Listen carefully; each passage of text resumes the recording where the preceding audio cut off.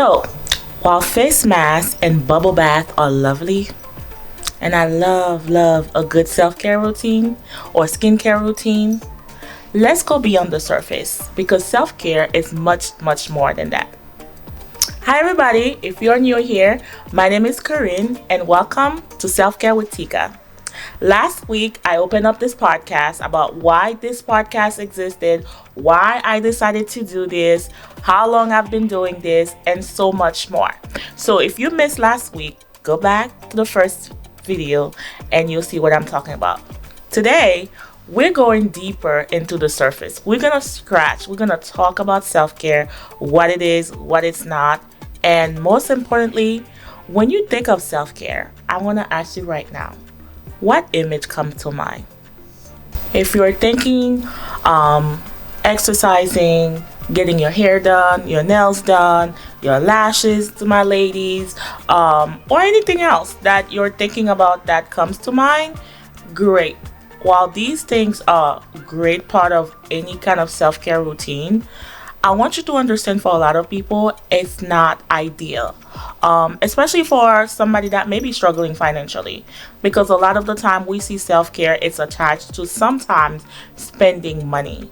And financial well-being is a big part of self-care that we're going to talk about as we dig deeper into the podcast episodes.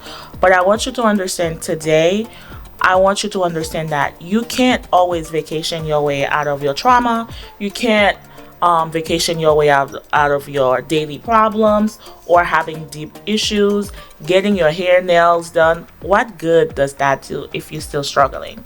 So I want you to understand something today. Self-care is something you want to do as you go. Just like I said last week, if you're waiting for you to feel burnout or overwhelmed to practice it, chances are it's too late. Now, this episode is so important to me. I even brought my notes here so I don't forget things.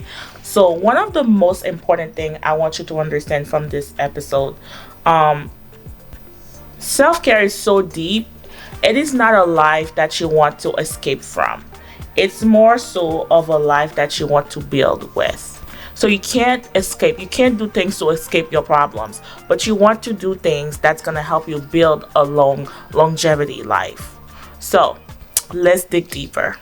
So let's debunk some of the myths that I myself, based in my practice in the past or currently, that I hear people say about self-care. And I want to kind of go over at least 3 to 5 today because there's so much to talk about.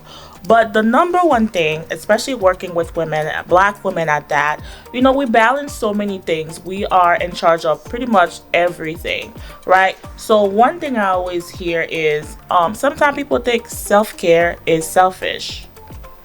Well, the truth is you cannot afford not to practice self-care every day, right? In order for you to show up as your best self, you want to be selfish. And the one thing I always like to ask people sometimes is, what is your definition of selfish? Because we can see selfish in a lot of different ways.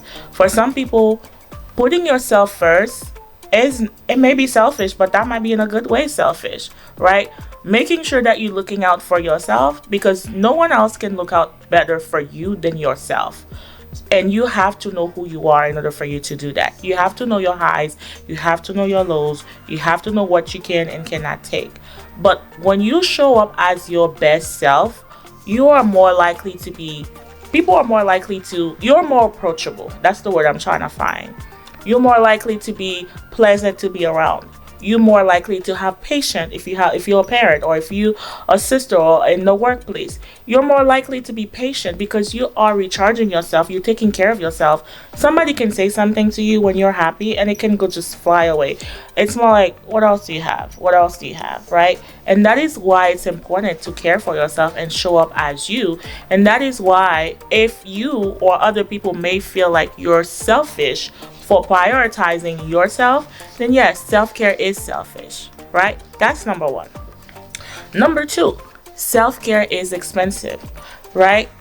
So as we talk about the first question that I asked you when I started the podcast, when you think of self-care, what is the first image that comes to mind?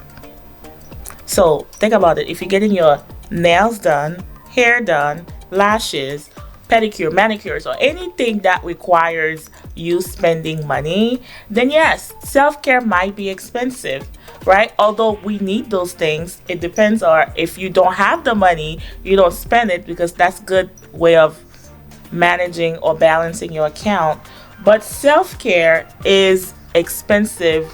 The only way self-care is expensive is you cannot afford not to practice self-care. Yes, self-care is expensive when you don't practice self-care. And let me tell you one little secret.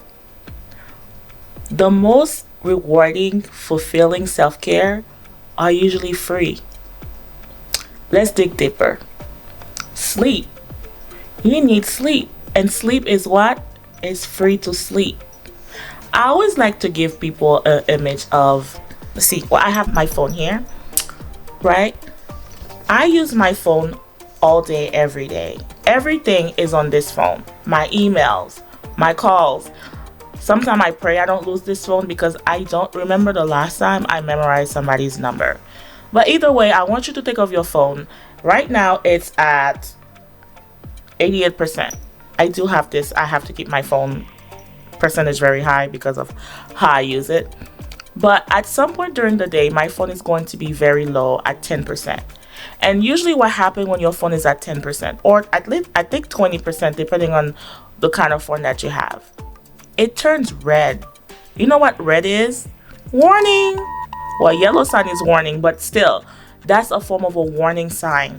So as you are using your phone every day, at some point you have to charge your phone.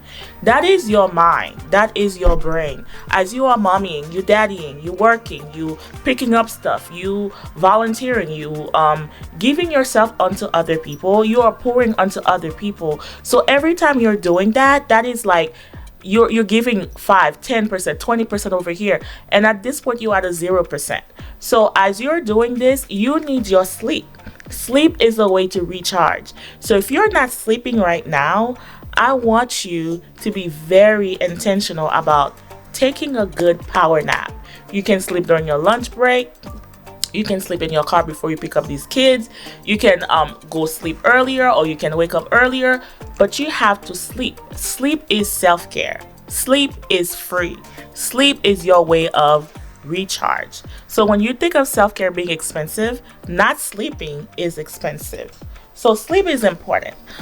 Something else I always encourage people, right? I'm a woman of faith, and prayer or devotion, that's a way of practice, some form of a mental or emotional self-care. So when you wake up in the morning, or sometimes during the day, you're spending quality time or having your quiet time, that is free. And that can be done anywhere and everywhere, in your car, at your home, in a coffee place, wherever that you go, spending that time, whether it's in prayer or doing your devotion. These are things that are free, and these are things that are expensive if you don't do it, because you're recharging your emotional mind, you're recharging your mental state of mind.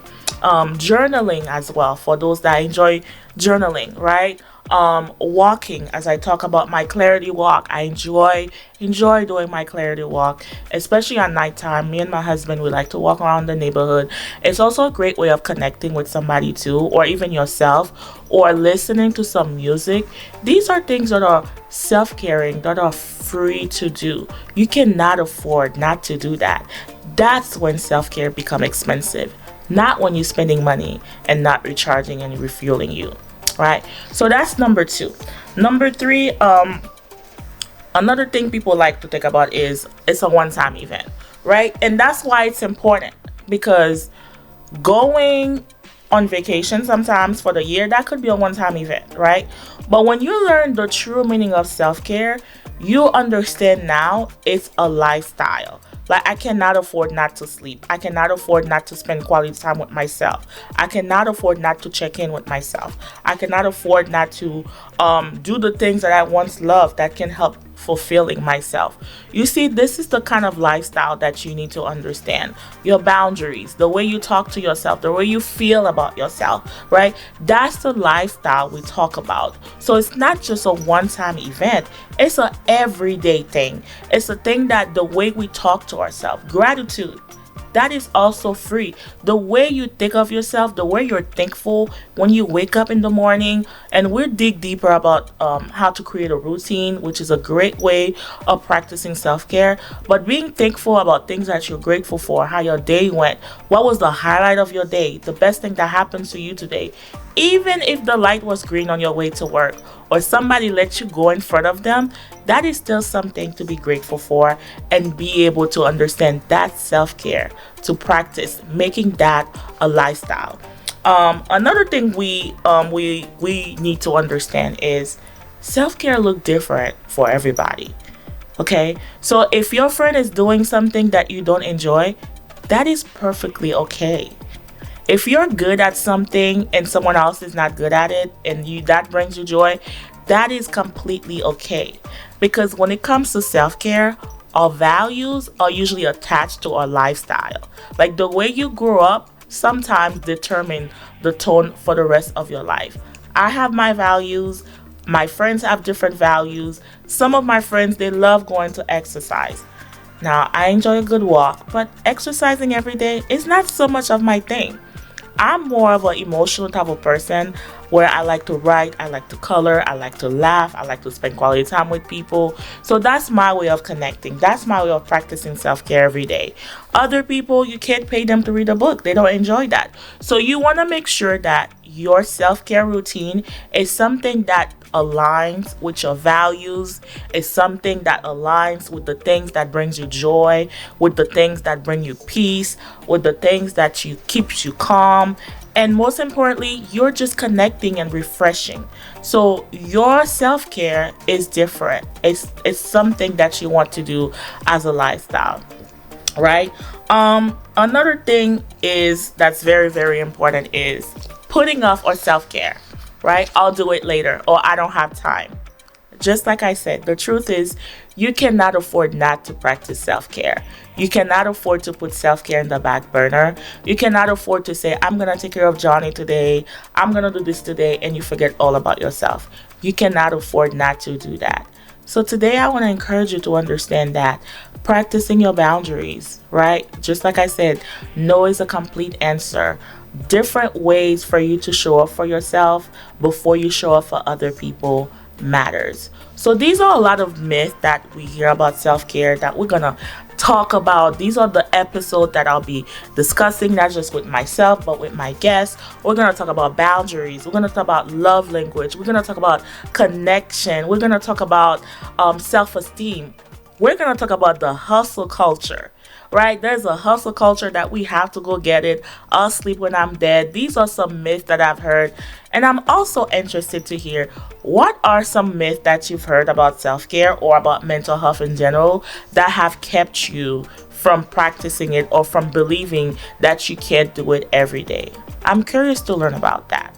But today, these are some of the things that I wanted to somewhat cover, and I hope some of these things that I've said today kind of resonate with you, so it can help you to understand, have more clarity about what self-care routine is and how do I practice it and what it is that I need to do every day to bring me joy, peace, and happiness. So, as I always say, this segment is truly one of my favorite segments, and that is the sip of self-care moment.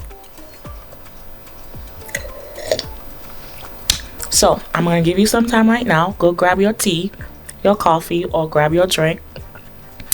And if you have a piece of paper or a phone or whatever that it might be, I want you to kind of like go now. If you're driving, come back to it. But this moment, that's your moment. That's the sip of self-care moment.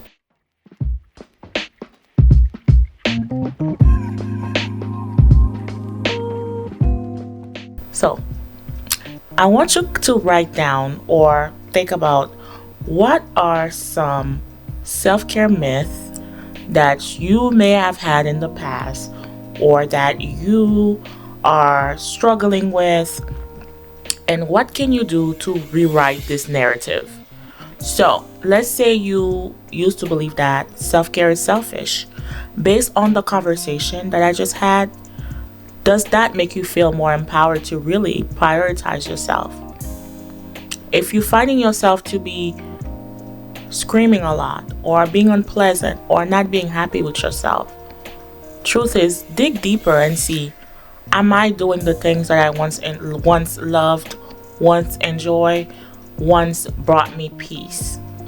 So whatever that myth is for you, I want you to kind of write it down. I don't even want you to take a mental note. Just write it down or put it on your phone and write down, what can I do to unlearn this?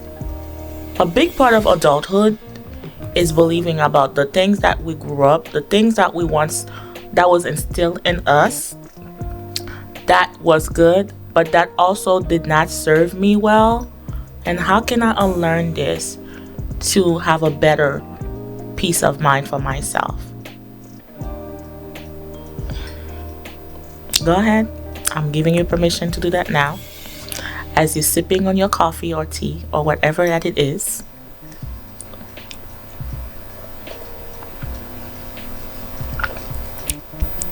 And now that you're done, I want you to practice some self-care. And let's start with gratitude. Out loud or write it down, 2 good things that happened to you today. If you can find 3, great. If you can find 2, good. If you can find 1, that's progress. And don't overthink it. Like I said, if the light was green on your way to work, great. If you made it to work on time, great. If the kids didn't give you problem this morning as you were getting them ready, even better. But I want you to think of something that went well for you today. Read it out loud. Give yourself a pat on the back and be proud of that. Because that, my friend, is what we call self-care.